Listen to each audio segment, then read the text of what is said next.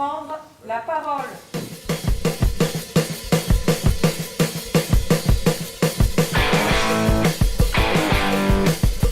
Quand on fait un spectacle sur la démocratie, la tentation est de le réduire à une participation régulière du public. Moi, je crois que ce spectacle, il interroge surtout toutes les manières que nous avons d'avoir envie de prendre la parole, de le faire ou de ne pas le faire.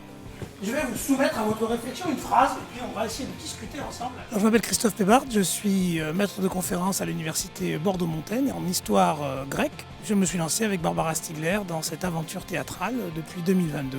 Ça n'a rien à voir avec un cours magistral où vous seriez passif. Il nous a semblé qu'il y avait comme un pari à essayer de reprendre cette articulation entre démocratie et théâtre au XXIe siècle, mais tout en gardant cette volonté d'interroger la démocratie en ce qu'elle reste au fond un mystère pour nous toutes et tous.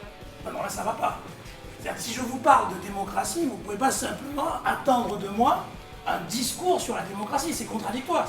Il ne s'agit pas de forcer le public à jouer un rôle, mais plutôt à faire comprendre à chacun et chacune qui vient assister à ce spectacle qu'il n'est pas simplement une individualité.